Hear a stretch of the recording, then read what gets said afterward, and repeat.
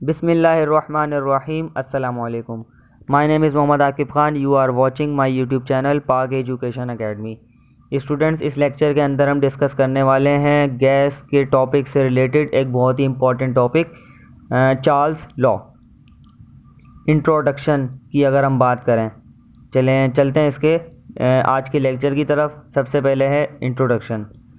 This law was proposed by J Charles. इस law को introduce कराया जे चार्ल्स ने, जिनका नाम था Johnson Charles, J Charles. This law shows relationship between temperature and volume. ये लॉ हमें बताता है कि गैस के अंदर टेम्परेचर और वॉल्यूम के दरमियान क्या रिलेशन है। रिलेशन दो ही तरीके के होते हैं, डायरेक्टली और इन्वर्सली। डायरेक्टली का आपको पता है कि एक चीज़ बढ़ाओ दूसरी चीज़ भी बढ़े, एक चीज़ कम करो तो दूसरी चीज़ भी कम हो, यानी बढ़ाओ तो बढ़े, घटाओ तो घटे। और इन्वर्सली का मतलब होता है कि आप बढ़ाओ और दूसरी चीज़ कम हो जाए, आप एक चीज़ को कम करो और दूसरी चीज़ बढ़ जाए। उलट हिसाब होता है इन्वर्सली प्रोपोर्शनल के अंदर। तो ये था इंट्रोडक्शन। अब स्टेटमेंट कहता है अकॉर्डिंग टू दिस लॉ, इस लॉ के मुताबिक the volume of a gas given mass of a gas is directly proportional to its temperature keeping the constant pressure। वही बात इन्होंने यहाँ बताई हुई है कि गैस और वॉल्यूम, जो गैस का वॉल्यूम है और टेम्परेचर है, इनके दरमियान जो रिलेशन है वो है डायरेक्टली प्रोपोर्शनलिटी का इनके दरमियान रिलेशन है। यानी वॉल्यूम ज़्यादा तो टेम्परेचर भी ज़्यादा, और वॉल्यूम कम तो टेम्परेचर भी कम।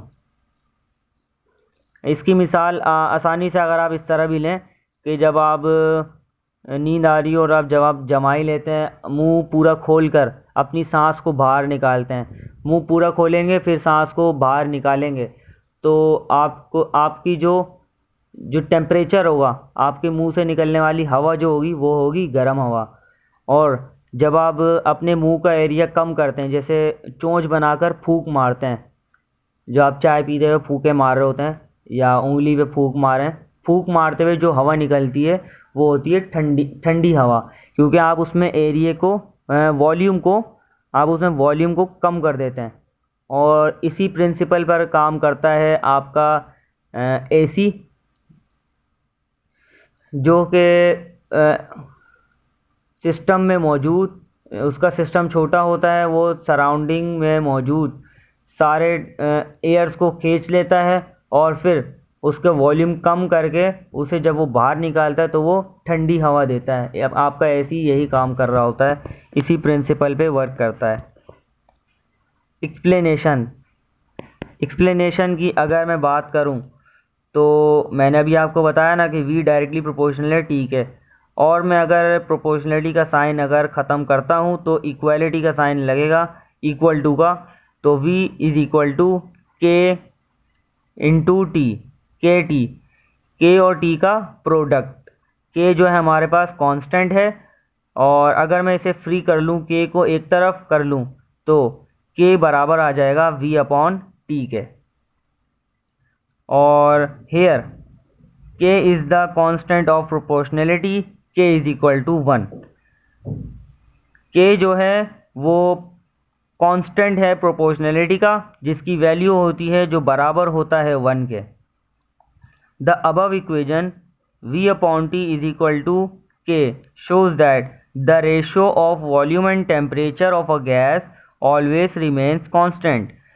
कि ये जो हमारे पास रिलेशन बता रहा है, ये इक्वेशन हमें क्या कह रही है, V upon T is equal to के।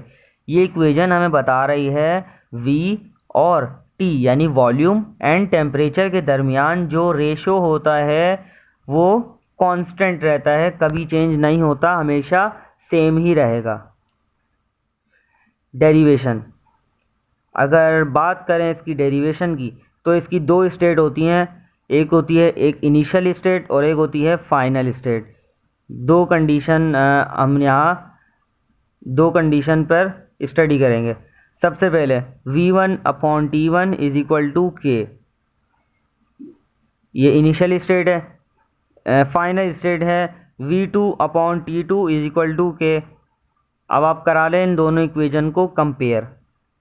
V1/T1 is equal to V2/T2। ये थी आपकी डेरिवेशन। अब नेक्स्ट चलें तो है ग्राफ।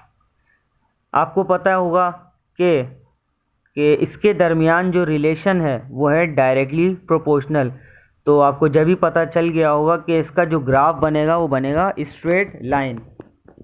इन्वर्सली प्रोपोर्शनल का ग्राफ बनता है पैराबोलिक, और जो डायरेक्टली प्रोपोर्शनल होता है उसका ग्राफ बनता है स्ट्रेट लाइन।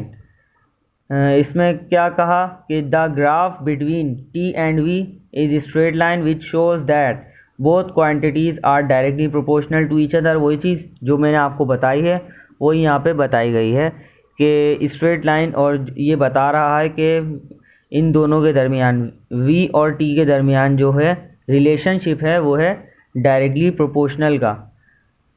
ये था हमारा आज का लेक्चर चार्ल्स लॉ। बहुत ही इम्पोर्टेंट टॉपिक था। उम्मीद है कि आपको समझ आया होगा। इस वीडियो के लिए इतना ही। अगर चैनल को सब्सक्राइब नहीं किया तो सब्सक्राइब कर दें, वीडियो पसंद आई हो तो लाइक कर दें। मिलते हैं अगले लेक्चर के साथ। जब तक के लिए इजाज़त दीजिए। अल्लाह हाफ़िज़।